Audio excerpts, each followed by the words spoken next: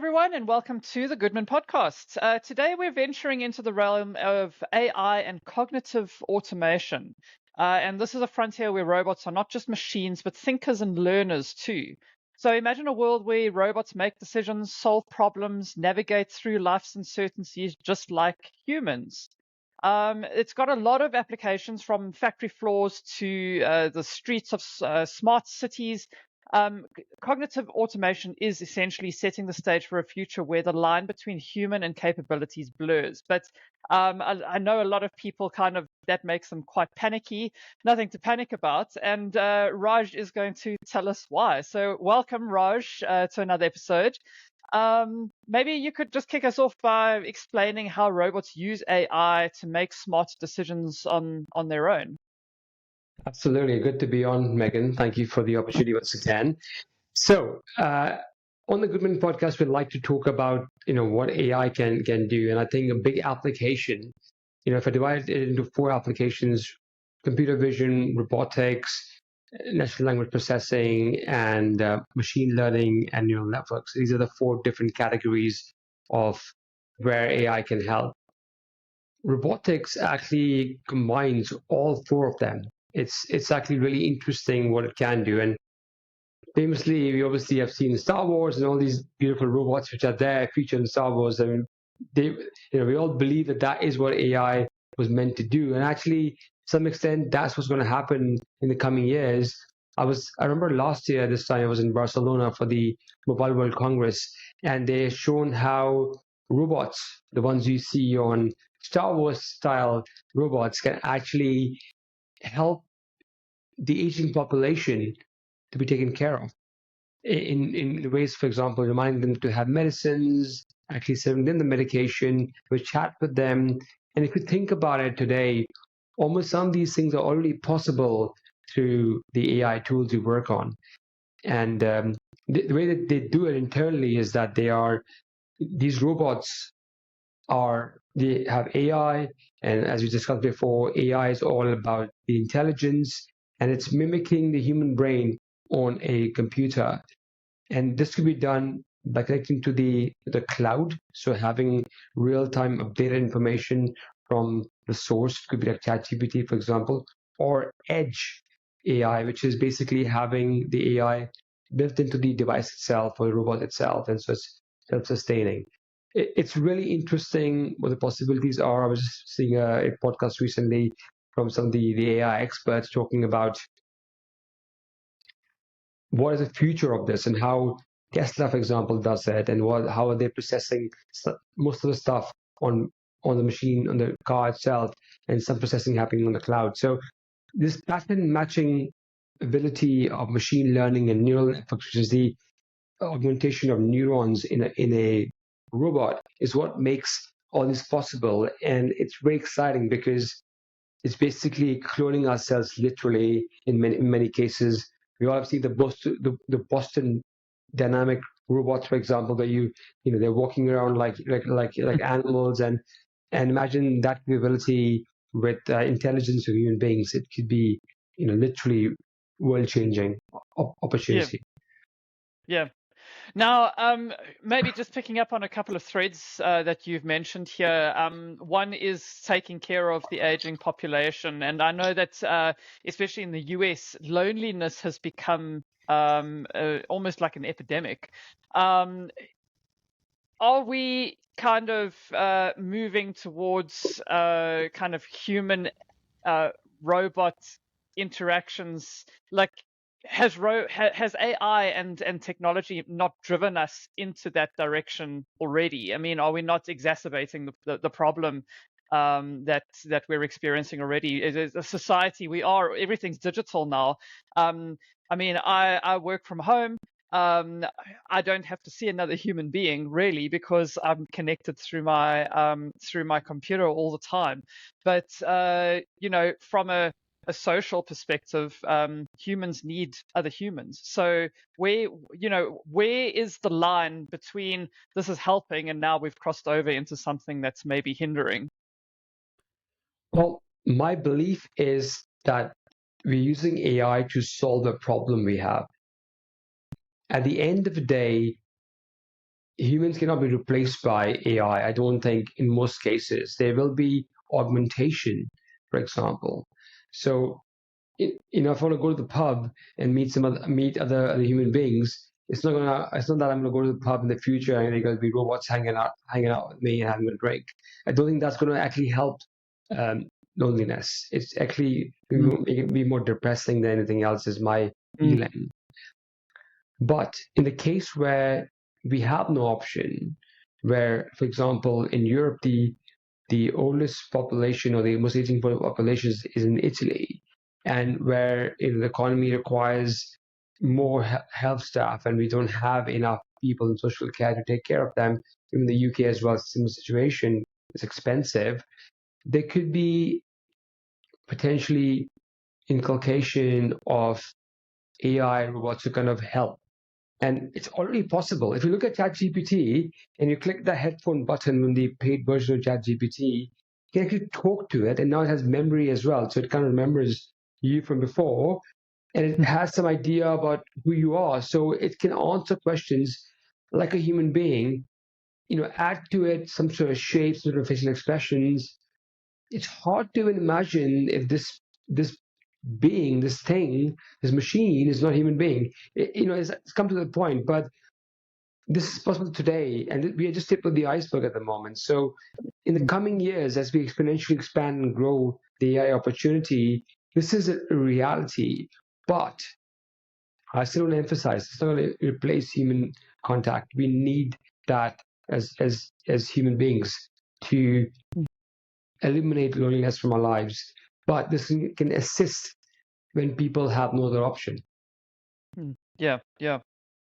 So flipping that now, obviously, to a more kind of business lens, adaptive learning and that kind of thing, the adaptive decision making, it's got huge ramifications for industries where quick responses are critical. So, could you maybe go into how AI actually makes decisions based on environment that's completely, it's always changing around them?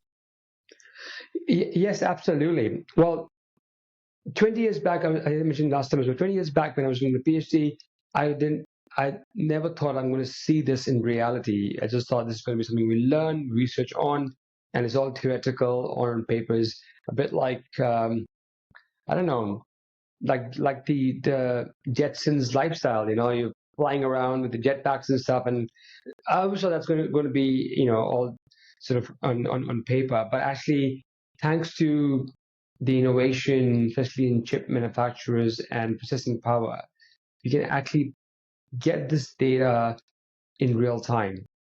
Let me explain.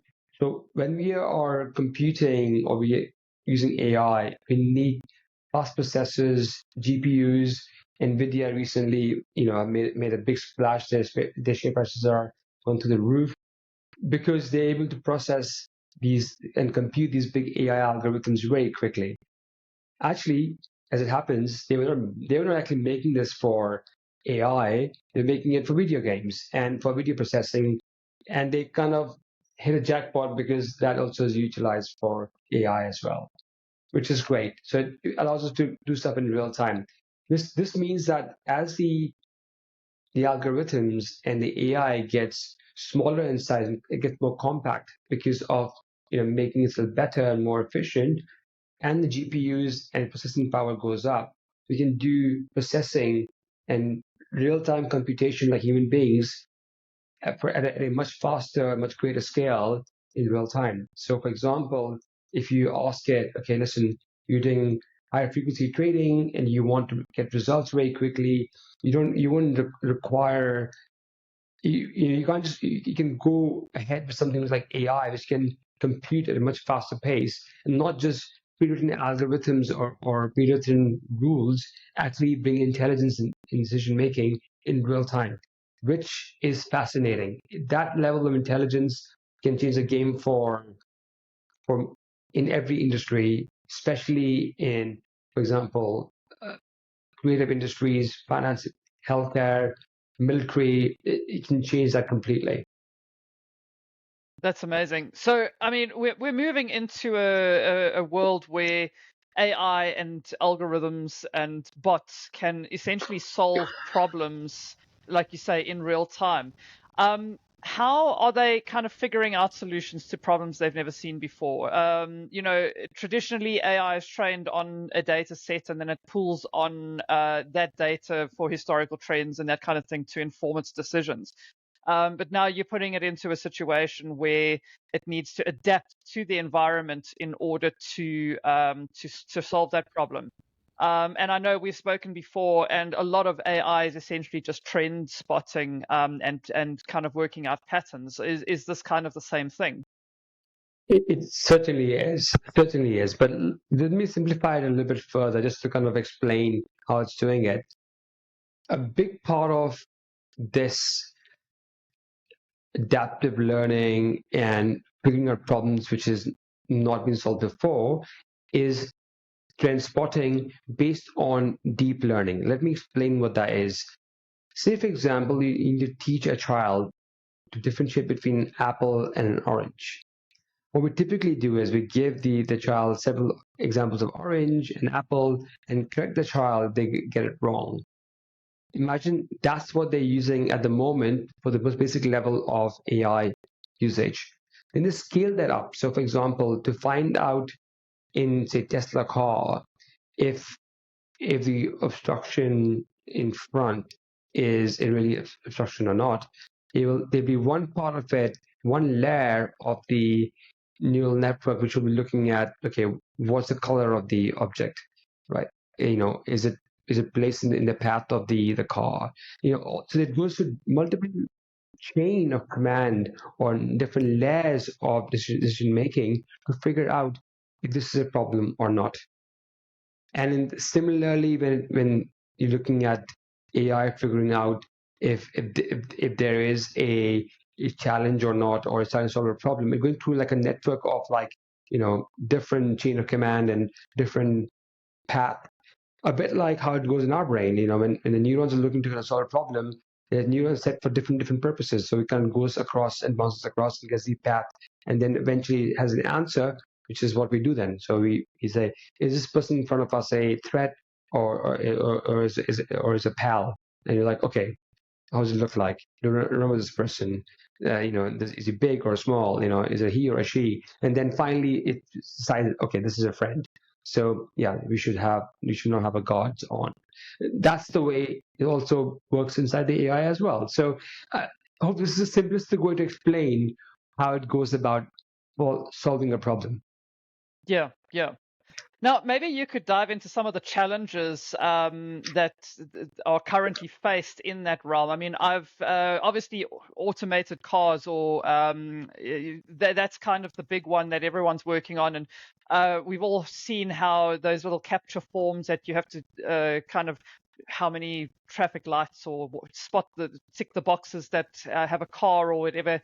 And that in itself is helping create data to train AI to spot various different things on the road. But there's still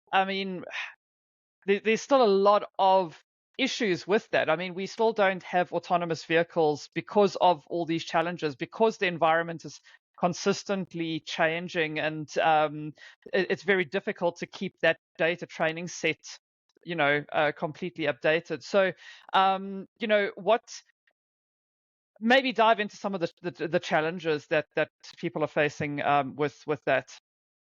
Absolutely, love to.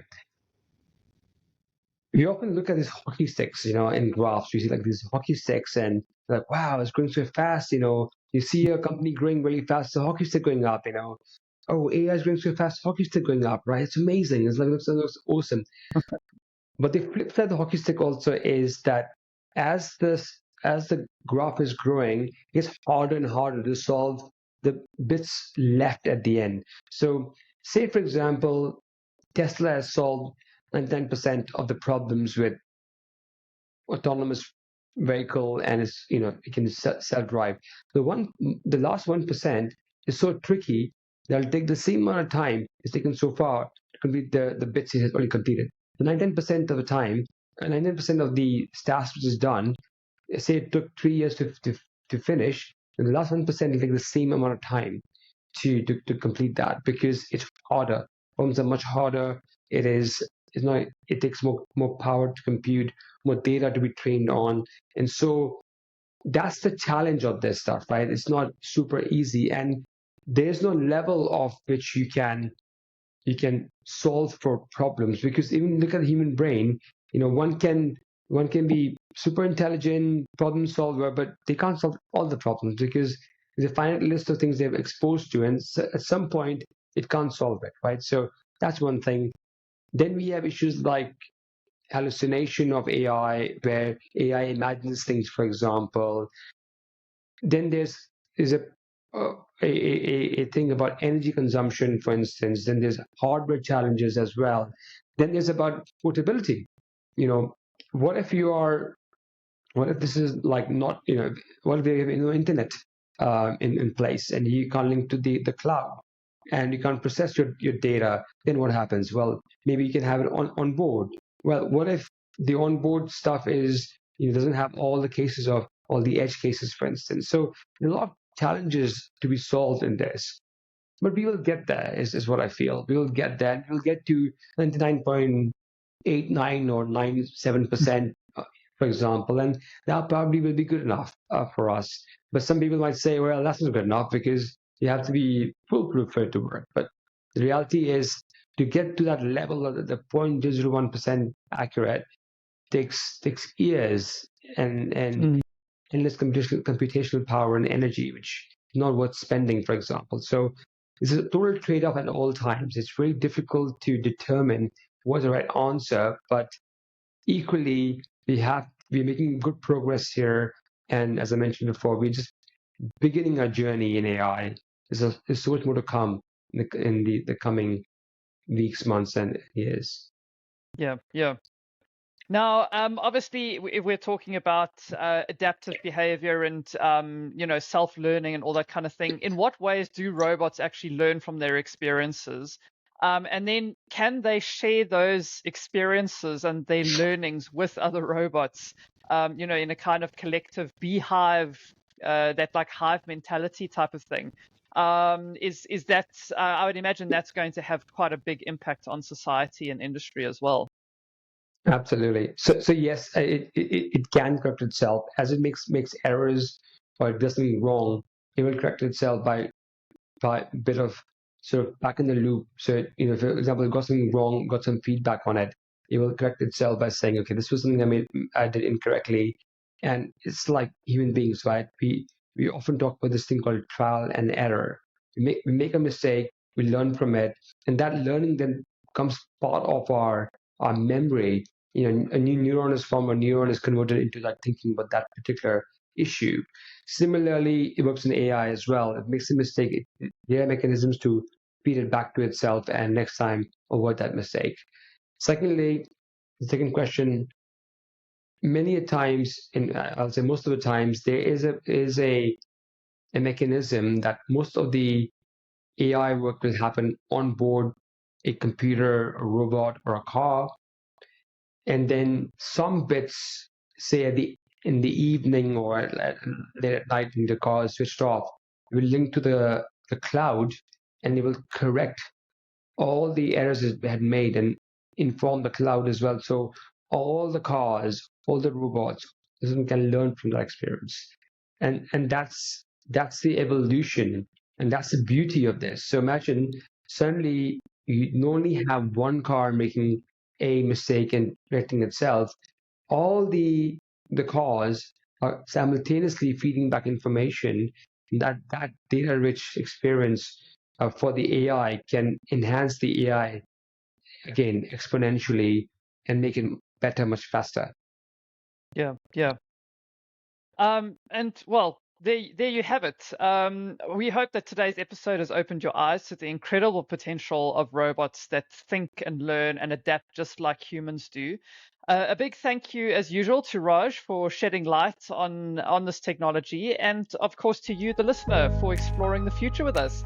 Don't forget to subscribe to the Goodman Podcast on YouTube or wherever you listen to podcasts. And until next time, keep well.